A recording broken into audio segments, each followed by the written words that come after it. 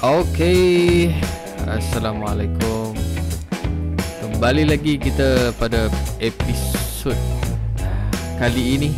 Kita akan teruskan dengan unit 3.3. Semalam kita sembang pasal membakar roti. Bagaimana kaedah untuk mengesan dia punya kerosakan, punca kerosakan dan langkah perbaikan. Langkah pembaikan ataupun selenggara. Jadi untuk episod kali ini kita akan terus melihat kepada unit pemanas air. Unit pemanas air. So bagi unit pemanas air ini, kita akan tengok juga benda yang sama apa yang saya terangkan pada episod yang lepas. Alright. Sekarang kita tengok jenis kerosakan pada unit pemanas air yang biasa berlaku. Yang pertama sekali dekat sini dia akan menunjukkan bahawa unit pemanas air itu tidak berfungsi atau airnya tidak panas. Punca kerosakan dia mungkin tak ada bekalan, mungkin kabel penghubung putus, mungkin juga elemen pemanas rosak. Mungkin juga termostat dui logam rosak, atau mungkin Swiss micro rosak, mungkin juga dia punya gendang rosak, mungkin kawalan suhu automatik rosak, dan last sekali adalah mungkin bekas air bocor. So itu adalah banyak kemungkinan dia punya punca kerosakan dia. So apa kita perlu buat? Yang pertama sekali, kita sebagai orang ataupun technician pembaikan ni, kita perlu lihat dengan mata kita. Adakah terdapat sebarang tanda-tanda yang jelas pada peralatan tersebut yang berhubung kait dengan punca kerosakan. So antara langkah-langkah pembaikan, kalau tak ada bekalan, yang pertama tadi, kalau tak ada bekalan, sama je, semak, kita perlu cek dia punya plug dengan wayar penyambung.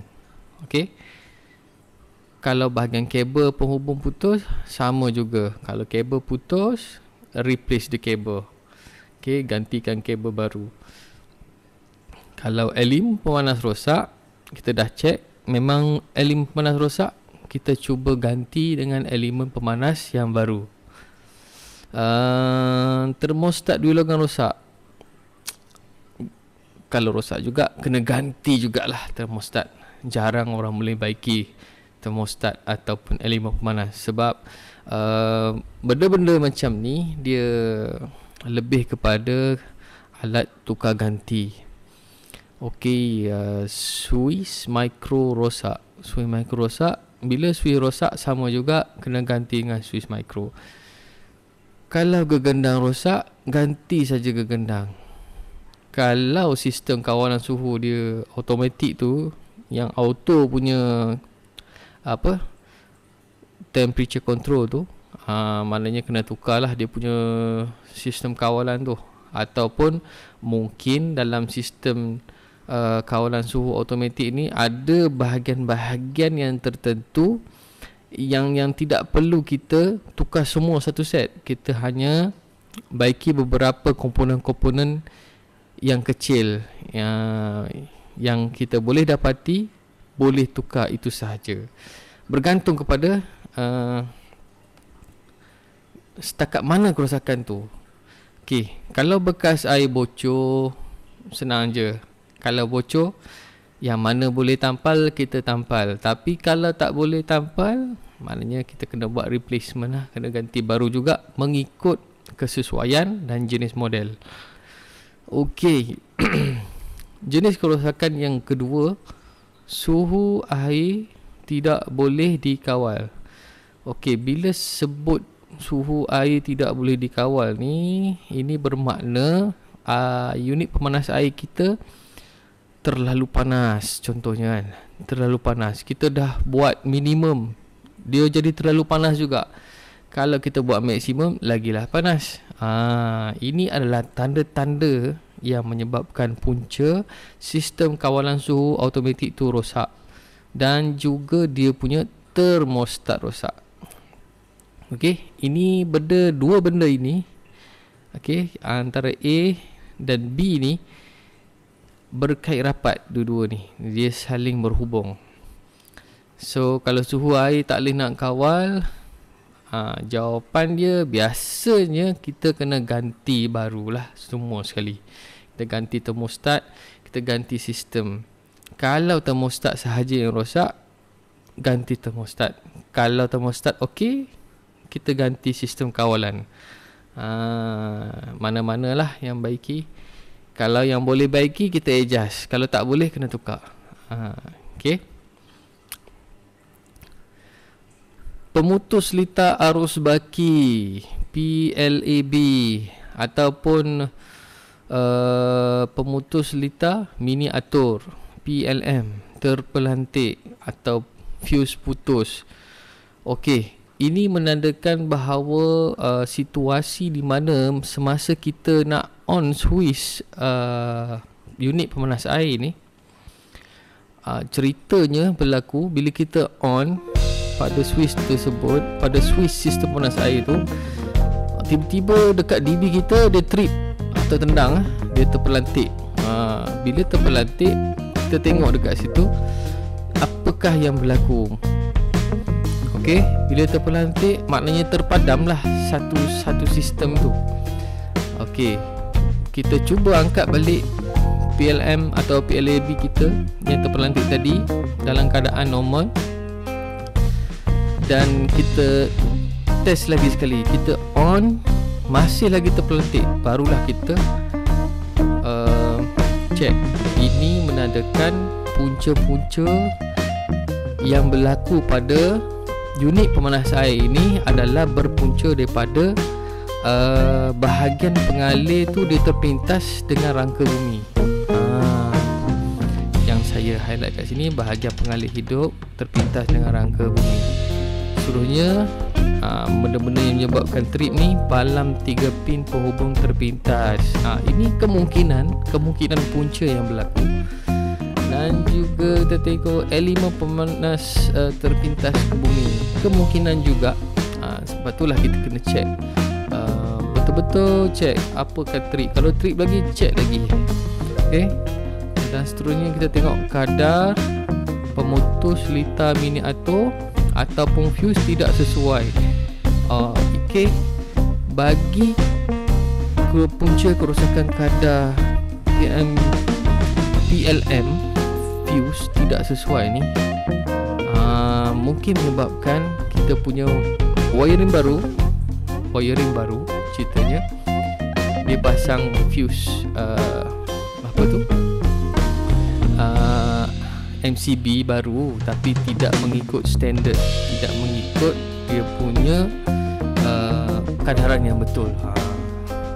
Okey, ceritanya kat sini. Kalau mengalih hidup terpintas, senang saja. Kita check, kita bersihkan alat tu dari habuk kalau ada habuk, dan pastikan tak ada kotoran, kelembapan, dan juga pastikan tidak ada bahagian yang bersentuhan antara wire hidup dengan neutral ataupun wire hidup dengan bumi. Okey, itu perlu, memang perlu kena sentiasa semak dan check dan test dia supaya dia punya punca-punca yang menyebabkan benda-benda terpintas tidak berlaku. So kita kena bersihkan. Bila dah clear bersih, tak ada apa, tak ada masalah, kita teruskan yang lain. So kalau palang 3 pin ataupun kabel penghubung terpintas, benda ni saja, senang saja. Biasanya berlaku pada kabel lah, kabel ataupun dia punya plug saja biasanya. Okay, tukar plug baru dan ganti kabel yang sesuai. Kalau elemen pemanas terpintas ke bumi, yang ni memang biasanya tak ada orang repair dan jarang ada spare part. So tak boleh nak buat apa, kita kena ambil, kena letak tepi lah alat tu, kena lupus. Kadang-kadang model unit pemanas air ni dia tidak sama. Dia tidak sama dengan model-model yang lain. So barang spare part memang tak ada. Kalau tak ada, memang kena cabut letak tepi lah. Maknanya belilah yang baru. Kalau ada dan kemungkinan ada alat ganti, tukar pada elemen pemanas. Kalau tak ada, memang tak boleh buat apalah. Okey, kalau kadaran PLM, pemutus litar miniatur kita atau fuse kita tidak sesuai, yang ni kita kena ubahlah. Okey, mengikut kadaran yang sesuai. Kita tengok berapa watt unit pemanas air kita perlukan. So melalui watt kita dah tahu berapa minimum kadaran fuse yang perlu dipasang mengikut piawaian yang sesuai. Okey, supaya dia punya tarikan arus untuk menghasilkan pemanas ni sesuai dengan fuse, supaya fuse tersebut tidak mudah terputus ataupun terpelantik. Alright, so itu adalah penerangan serba sedikit tentang kita punya unit pemanas air. So ini adalah jadual 3 pembaikan ataupun selenggara pemanas air. Alright, so kita tengok sedikit bagaimanakah rupa Rajah 9 kurungan A menunjukkan unit pemanas air ataupun water heater. Gambar ni tak berapa jelas sedikit walaupun saya sudah zoom di sini. Okey, dia unit pemanas air ni dia agak complicated.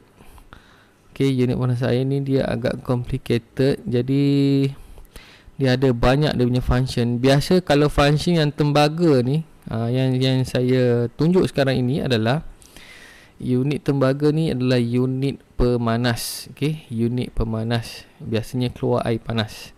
Okey, hot water kat sini. Dia tunjuk kat sini. Betul. So kalau cold water connection, ini air sejuk masukkan. Yang bahagian yang saya tunjukkan sekarang ini adalah dia punya motor. Okey, motor ataupun pump ni akan mengepam air masuk ke dalam unit pemanas. Okey, dekat sini dia ada dia punya flow switch. Lepas tu dia ada banyak lah dia punya komponen safety, thermal cut off. Okey, dia ada heater kat sini, thermal rheostat. So memang jenis pemanas air, unit pemanas air yang kita guna dalam bilik air untuk buat mandi terutamanya, dia ada banyak dia punya jenis. Ada yang pakai DB sendiri, ada pakai yang elektronik punya automatic system. Yang murah, yang biasa, yang tak ada automatic, yang tak ada apa-apa, dia just hanya manual sahaja. Dia hanya pakai tekanan air semata-mata. So yang lebih canggih, dia ada dia punya motor air sendiri, dia ada pump sendiri, dan dia ada miniature circuit breaker dalam sendiri. So lebih canggih lah. So yang ni yang jenis simple. Okay, yang simple saja. Tak tahu ni model jenis apa ni. So kita tengok sedikit dia punya gambar rajah skematik. Gambar rajah skematik dalam unit pemanas air. Okay, rajah 9 kurungan B. Contoh litar skematik pemanas air, water heater. So dalam water heater kita akan lihat kat sini di mana V1 menunjukkan dia punya stop cock ataupun pipe yang boleh mengawal air masukan. Okey, air masuk terus ke regulating valve. Regulating valve ni kita boleh pilih lah sama ada kita nak guna air biasa. Okay, bila guna air biasa, kita guna air mandi biasalah, shower kita.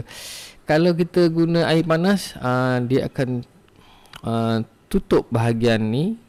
Dia akan terus ke unit pemanas. Maknanya kita masuk ini, air vent ni adalah dia punya saluran udara untuk bernafas dia. Okey, dia ada tangki kecil dekat sini. Air akan masuk dalam unit pemanas. Dalam tangki unit pemanas ni ada heat exchanger. Heat exchanger ni adalah elemen pemanas dalam tangki ni. Yang macam bentuk apa tu, spring ni. Ini adalah dia punya elemen pemanas dia lah. So ada electric heating pun ada kat sini. So itulah yang menyebabkan air menjadi panas. Lepas tu dia akan masuk melalui regulating valve. Okey, dan terus ke shower. Okey. So benda-benda ni adalah digunakan untuk, tujuannya adalah untuk memanaskan air untuk keselesaan semasa mandi. Okey. So ini adalah dia punya contoh litar skematik pemanas air, water heater. So sekarang ni banyak lagi yang lebih canggih, lebih kompleks, lebih complicated daripada ni. So ini adalah contoh-contoh yang ada dalam modul kita. Okey, supaya kita mudah faham dia punya asas fungsi dalam water heater yang ada. Alright, sekadar itu penerangan untuk water heater. Pada episod akan datang kita akan masuk kepada peralatan setrika elektrik. Jadi jangan lupa tuliskan isi-isi penting untuk kita sentiasa ingat apa yang kita belajar. Alright, sekian dulu daripada saya.